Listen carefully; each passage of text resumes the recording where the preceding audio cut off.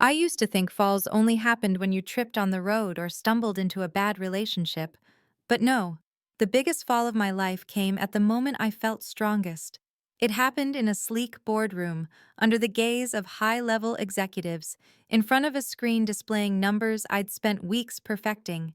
One second, I was pitching a brand growth strategy.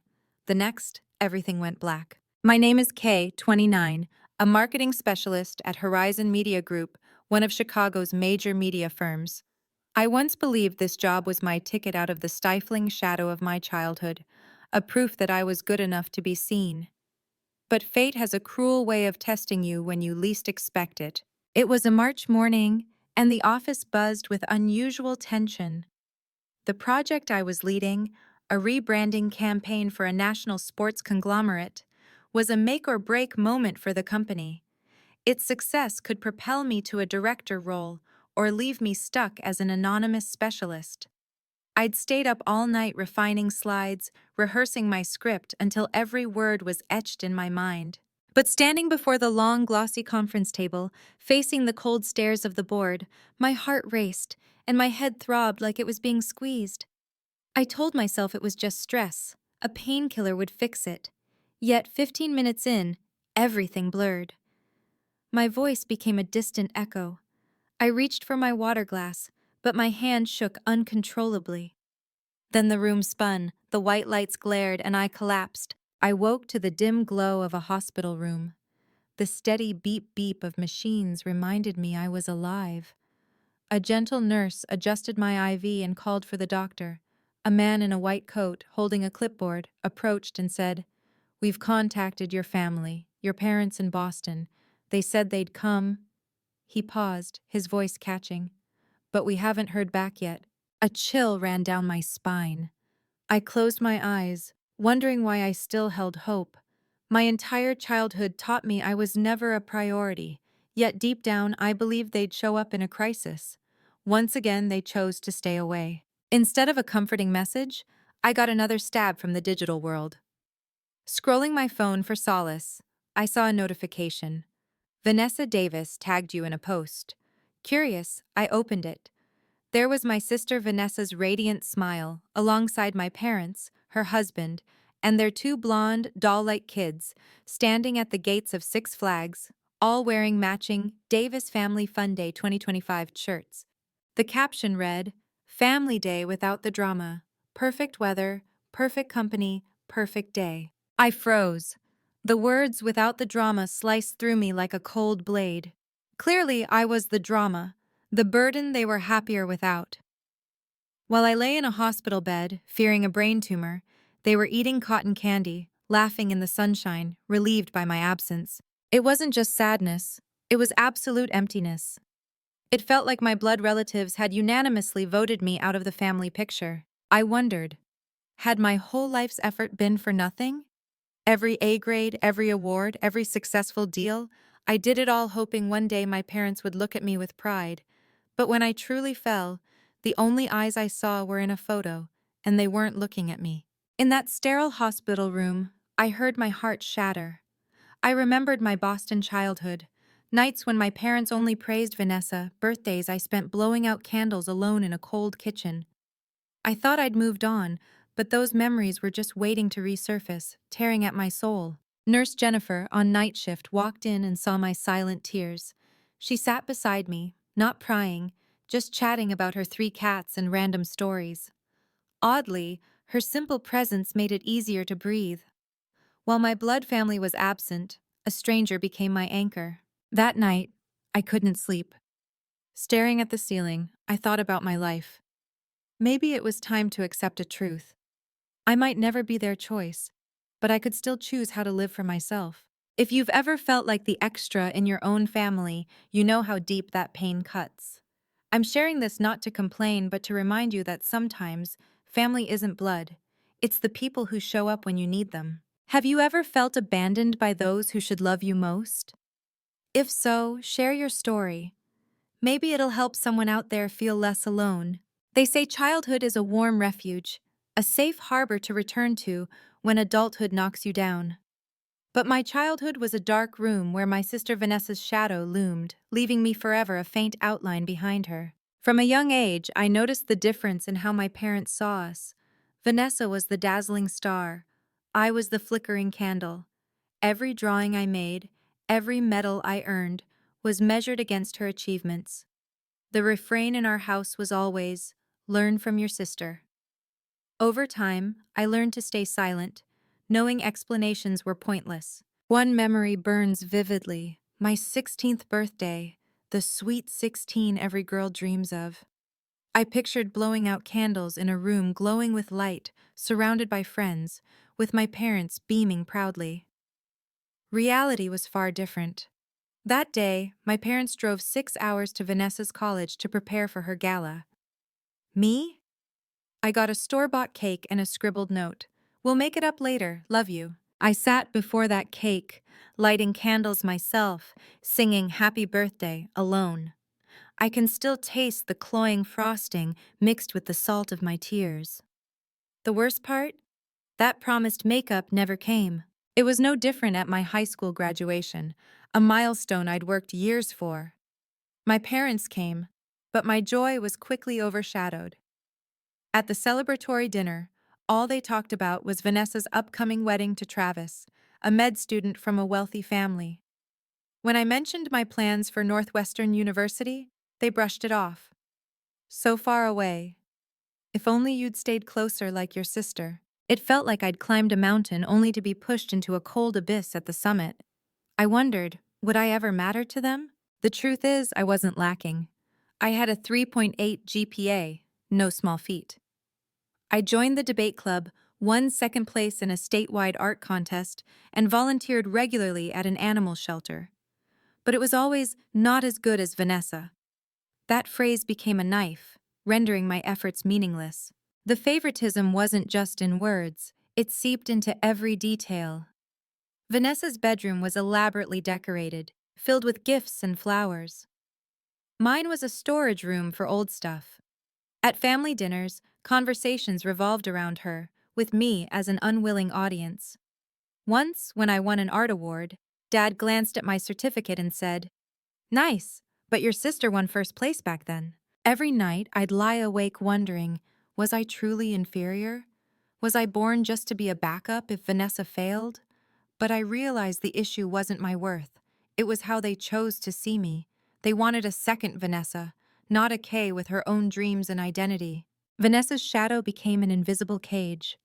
I craved freedom, to prove I existed on my own terms. To do that, I had to leave Boston, leave the home where I was only a shadow. Choosing Northwestern University in Chicago wasn't just about picking a school. It was choosing a new life, far from comparisons, criticism, and dismissive looks. The day I left, Mom sighed, "You're going so far, you might regret it." Dad was curt, "It's not Princeton anyway." I boarded the long-distance bus, suitcase in hand, heart full of fear, but also a spark of hope. I knew the road ahead might be lonely, full of challenges, but at least it would be a life I chose, free from anyone's shadow. Looking out the bus window as Boston faded, I whispered a promise to myself. "Kaye, from today, you're not a shadow anymore. You're you." I didn't know that decision would launch a journey of pain and strength, a journey where, even after succeeding in Chicago, my family would still deny me. And when a health crisis hit, I'd learn what it truly meant to be abandoned. Have you ever lived in someone's shadow in your family? Felt your efforts dismissed because you weren't as perfect as someone else? If this story resonates, comment Y. If not, comment N. It'll let me know if my words reached you. They say bad news makes the world stop. For me, it didn't stop. It spun, shook, and crushed the last hope I held for my family. I still remember that morning at Northwestern Memorial Hospital. Sunlight streamed through the window, but instead of warmth, it made me feel exposed, naked before fate. Dr. Chen, a woman with kind eyes but a resolute voice, entered with another doctor, Dr. Patel, a neurologist. I sat on the bed, hands clasped tightly, as if letting go would make everything crumble. "We've reviewed your tests and scans," Dr. Patel said, his eyes cautious. There's a tumor in your right frontal lobe. We believe it's a meningioma, usually benign, but it's pressing on your brain, causing headaches, blurred vision, and fainting. We recommend surgery as soon as possible. Brain tumor. Those words hit like lightning, leaving me stunned. I'd thought I was just exhausted from overwork, that rest would fix it. But my body had been sounding alarms I'd ignored. I took a deep breath, my chest heavy as stone. All I could say was, "Have my parents been told?" Dr. Chen sighed softly. "We've called them multiple times. They know you're hospitalized. They said they'd arranged to come, but we haven't heard back." I nodded, swallowing my emotions like a reflex. A familiar voice echoed in my head. "Stop hoping, Kaye. They never chose you, and they never will." That afternoon, mustering courage, I opened my phone. A notification popped up.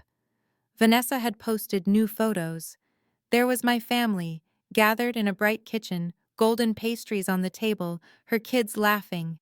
The caption, "Blessed beyond measure, nothing better than family Sundays."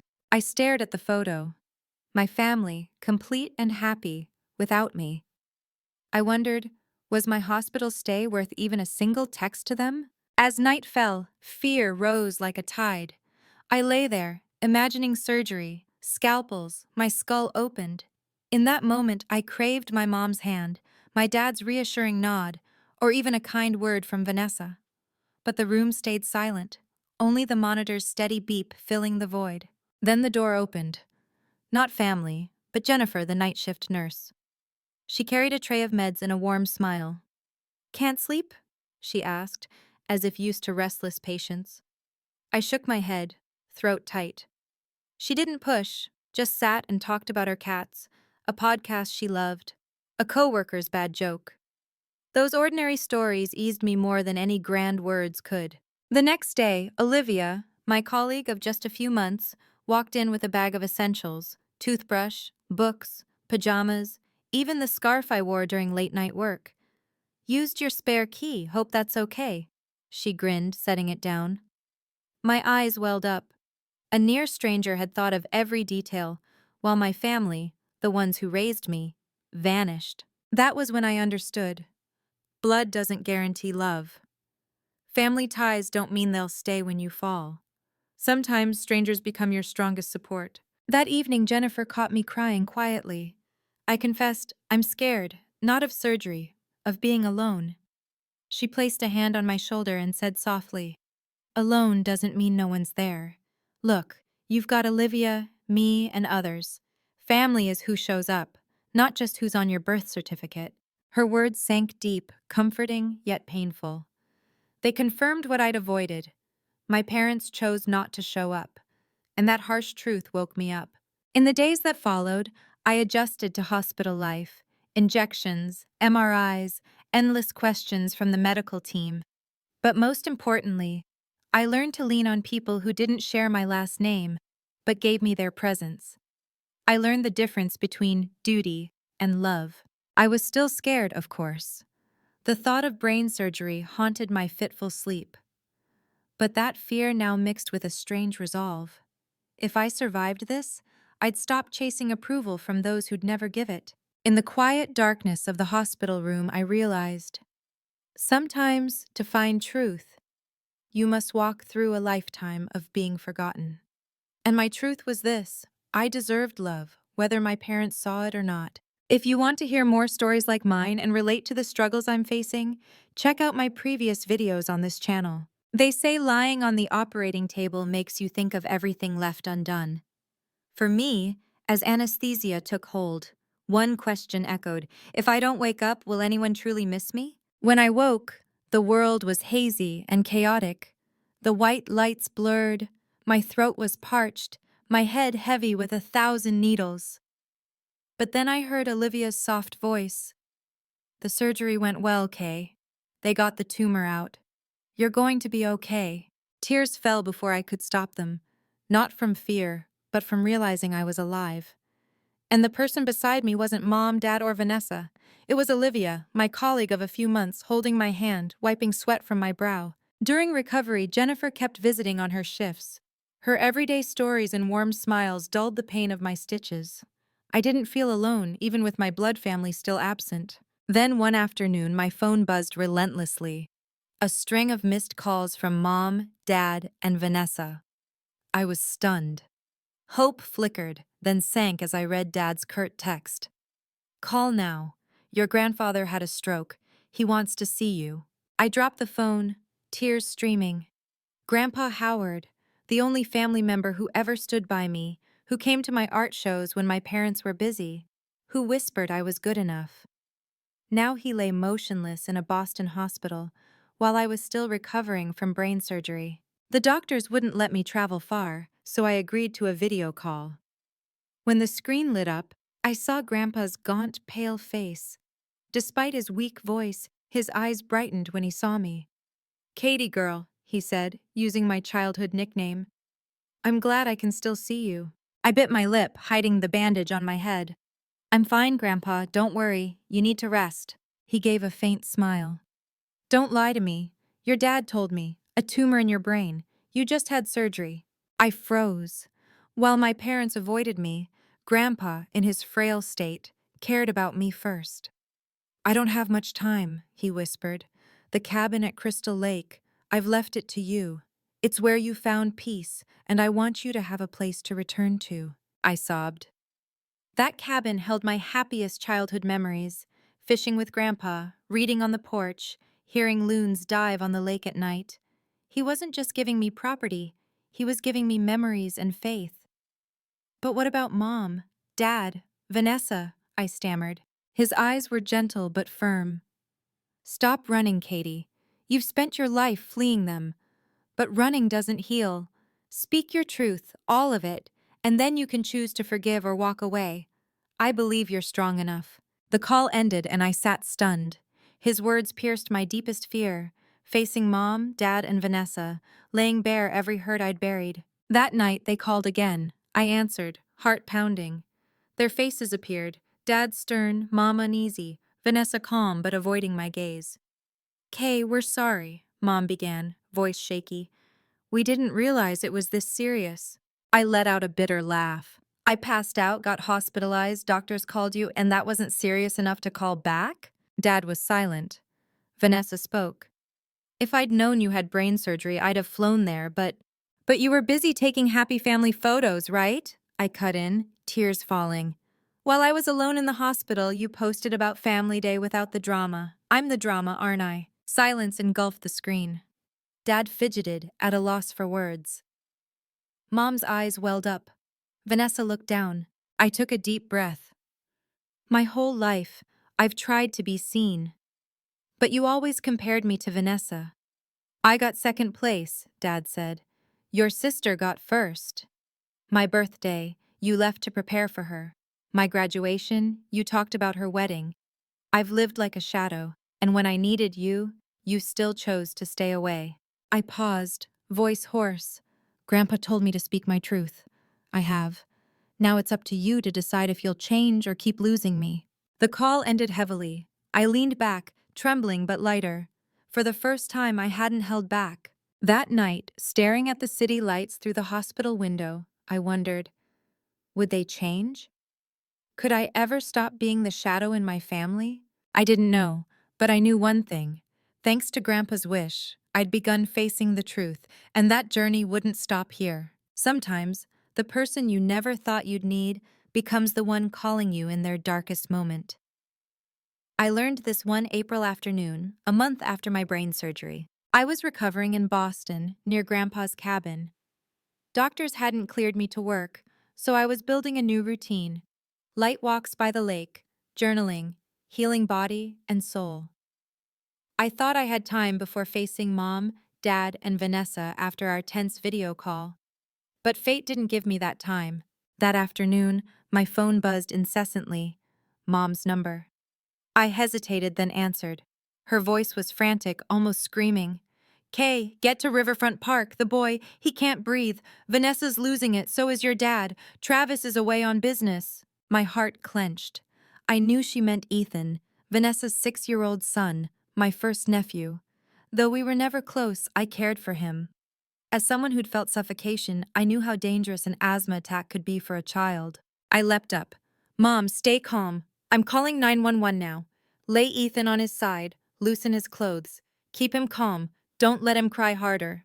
I spoke fast, dialing emergency services while rushing outside to catch a cab to the park. When I arrived, the scene broke my heart. Vanessa clutching Ethan, tears streaming, Dad running in circles, Mom crying, begging passers-by for help. The family that always seemed perfect was now in chaos. I knelt beside Vanessa, grabbing her hand. Let me. I've called an ambulance. It's coming. Vanessa, listen. Give Ethan his inhaler. Count slowly with him. 1, 2, 3. Her hands shook, but she followed. I guided Ethan's breathing, eyes locked on his tiny, heaving chest. When the ambulance arrived, I signed as the emergency contact. No one objected. They were too frantic to do anything but cling to me. In the hospital, as Ethan was rushed to the ER, Vanessa slumped in a waiting room chair, face ashen. I sat beside her, saying softly, "He'll be okay, the doctors here are great." She looked up, eyes red, a mix of confusion and shame. After a long pause, she whispered, "Kaye, I'm sorry." I froze. An apology from Vanessa, something I'd never heard in nearly 30 years. "Sorry for everything," she said, voice breaking. "For leaving you alone, for those family photos without you, for acting like you didn't exist. Truth is, I was jealous. Jealous that you left Boston, lived your own life, while I was stuck playing the perfect daughter. I was too scared to admit it, so I pushed you away." Tears streamed down my face. After years of waiting, I was hearing this from the sister I thought would never own her faults. I didn't know whether to stay angry or feel relieved. I squeezed her hand, choking out, "Vanessa, I don't need you to be perfect. I just need you to be there. Like today, Ethan needed you, and you were there. Like now, you need me, and I'm here." She sobbed, then hugged me tightly. It wasn't the hug of a perfect sister asserting dominance. It was raw, honest, stripped of pretense. I hugged her back, feeling for the first time in years a real connection. That night, I stayed to watch Ethan. I mixed his milk, told him stories, soothed him to sleep. Olivia brought a bag, meds, clean clothes, small toys to ease his fear. Seeing me, Olivia, and Vanessa take turns caring for him, my parents sat quietly in the corner. They didn't say much, but their eyes held something new, maybe a realization of what they'd missed. At dawn, the doctor said Ethan was out of danger. Vanessa gripped my hand again. "Thank you, Kaye. Without you, I don't know what we'd have done." I just smiled. A truth rang clear. Love isn't in words or perfect family photos. It's in showing up when someone needs you. That night, back at Crystal Lake, I sat on the porch, watching moonlight shimmer on the water. For the first time, I felt real hope. Maybe our family ties weren't completely broken. Maybe our wounds could start to heal if we all chose to show up. But I knew that hug in the hospital was just a start. Healing takes time and effort. It requires more than an apology. It demands consistent action. And that challenge would come into focus at the place Grandpa spoke of, Crystal Lake, where we'd all have to choose: walk together or drift apart forever. They say after so much hurt, a family can't truly change. I was certain the answer was no. But months after Grandpa's passing, standing on the worn porch of Crystal Lake's cabin, watching the scene before me, I realized some things may never be perfect, but they can be different.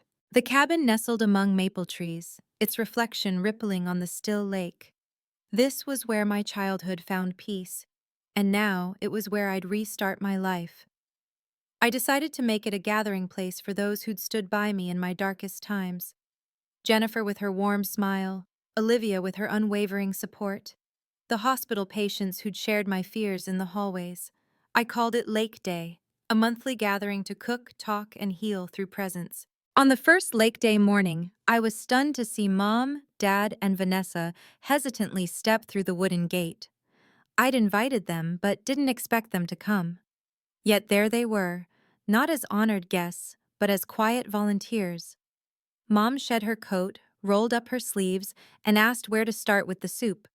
Dad set down a toolbox, carefully measuring to build a wheelchair ramp.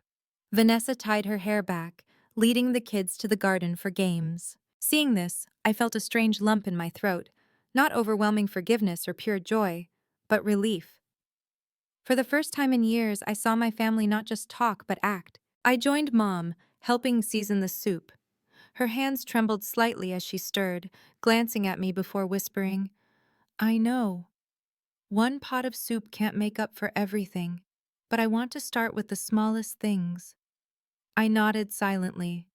Sometimes, the best answers aren't words, but actions. Outside, the steady tap of Dad's hammer rang out. The man who once only held a wine glass at family parties was now focused, nailing boards together. He looked up, sweat beading, meeting my eyes. Gone was his usual pride, replaced by awkward remorse. "I should have done this sooner," he said, "so you didn't always feel left out." I didn't reply, but a small door in my chest cracked open. Meanwhile, Vanessa led the kids, their laughter echoing through the garden. For once, she wasn't boasting or curating a social media post. As I approached, she looked at me, hesitating. "Kaye, I don't know how much I can fix, but today I just want to be here with you." I smiled. "Then stay, that's all I need." That afternoon, we set up lunch on the porch, the air filled with chatter from the patients, my chosen family. Martin shared his surgery recovery story. Sophia beamed despite her headscarf. Darius played guitar for the kids to sing along. Jennifer and Olivia sat beside me, their eyes proud, as if witnessing a quiet victory. And it was my victory, not over illness or work, but over the darkness in my heart. I no longer waited for my parents' praise or fled Vanessa's shadow. I'd redefined family, not blood, but those who show up, hold your hand when you fall. As night fell, the cabin's golden lights glowed like a small lighthouse. I stood on the porch, watching two worlds blend. My blood family, with their unhealed mistakes, learning to show up, and my chosen family, who'd proven love through action. Between them, I was no longer an outsider. I was Kaye, whole, complete. I know nothing's perfect. My parents are still clumsy. Vanessa still has moments of pride. My wounds haven't vanished. But I've learned, forgiveness isn't erasing the past. It's opening your heart to the present and future. I closed my eyes, hearing the gentle lap of waves on the shore, and whispered, "Grandpa, I did it. I stopped running. I spoke my truth, and now I choose to keep living. I. The world out there may still be chaotic, but in that moment, at Crystal Lake, I felt I'd found my true family. And somewhere in my heart, I knew this journey isn't over. Love, once begun, demands nurturing." The next challenge, I sensed, would come soon, to test if we were all truly ready to walk together. Looking back, I see that pain doesn't just leave scars, it opens doors to learn about forgiveness and the true value of love. I once thought happiness came from my parents' approval, from being good enough in their eyes. But through illness, abandonment, and unexpected moments of love, I learned family isn't just where you're born, it's who shows up when you fall. Grandpa left me more than a cabin, he left a wish. Don't run, live true to yourself. That courage to face truth paved the way to a new family, where love is proven by action, not promises. If this story touched you, leave a comment. What's your take on family after hearing my story? Hit like, subscribe, and share this video to spread the message. I believe we all deserve a family that shows up when it matters.